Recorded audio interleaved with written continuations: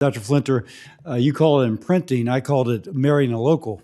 That works too, I guess. If it's a man, it's my observation that men live where either Uncle Sam or their wife tells them to, and so that's mine. I rarely start off with a personal anecdote, but I am today because it's something that's so powerful in my experience in my professional life. As many of you may know, I'm a physician who worked in a public hospital for the uninsured for over 25 years, or about 25 years. And there's a woman who happened to be African American. Her nickname was Olive. She started off as an LPN, or maybe even a medical assistant. Went back to school, single mom, went back to school part-time, became, say, the LPN. Went back to school and continued her education and became an RN. Kept going back to school and then got her master's in nursing. Great. And when the nurse supervisor of the clinic retired, Olive took her place. Yes. Now, one, it's a great success story. Yeah. For her personally, but it demonstrates to her children and a community the power of education. Yes. Aside from giving us a crackerjack nursing supervisor. And so, although I've not seen Olive since our hospital was literally blown up, that's the kind of facility it was, you just discarded it. She did an incredible job taking care of patients who otherwise would not have received such good care. So that said, I am heartily in favor of creating this opportunity for folks who perhaps would be the first in their family, first generation in their family to go to school. Absolutely. But there's other issues. Dr. Verrett, I'm the author of the John Lewis National Institute for Minority Health Research and Endowment Revitalization Act that would revitalize the Research Endowment Program, or the REP, at the National Institute on Minority Health and Health Disparities. The REP was established to assist minority-serving institutions with low endowments to develop institutional capacity to successfully compete for NIH funding with their well-endowed non-minority school counterparts.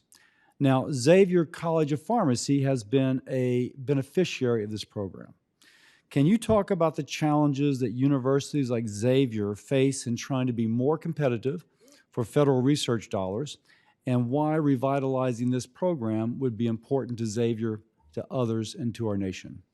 Well, that endowment program, I think, which was paused some years ago as for schools like Xavier, is the resource by which we build and develop bring the quality of faculty that our students need to encounter, but also facilities and other, in order to be competitive as research. And So the facilities are as important as the faculty. as important as the faculty, because one needs laboratories, one needs the equipment. For example, as was mentioned, putting a testing facility for HIV means that you have to have the thermocyclers. But the equipment and also and the faculty, so that faculty, for example, who are researchers in a variety of areas, have to be able to set up laboratories or their computer systems for the work they do. So that one needs to be able to compete and place those faculty with those students. And also understanding that the research that we do at schools like Xavier is not separate from the instructional program. Our students enter as researchers with faculty in their research programs early as undergraduates in their second year. Likewise, it is about doing the practicing of the discipline. Our students do not only learn as biologists or learn as chemists, they do chemistry the same way they do history, the way our musicians do music as well.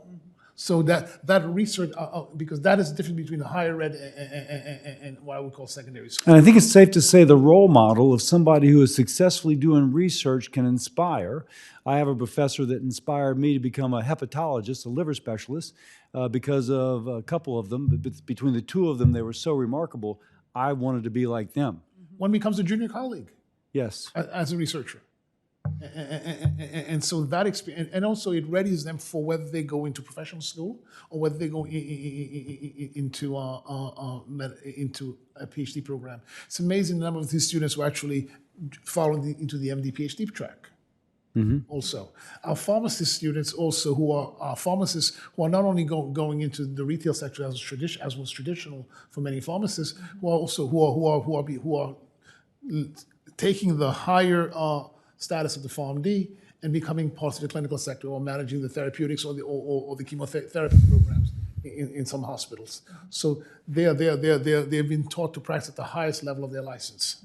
Yes, and of course, being a springboard, I mentioned to you earlier a family friend, but Dr. Holden originally went to Xavier Pharmacy School from Missouri, but that was when educational opportunity was not available for African Americans. And after going to Xavier Pharmacy School, went to DO school in California and practiced in California, a large pediatric practice in South Central LA, and changed a lot of lives that way. Thank you for your mission. I yield.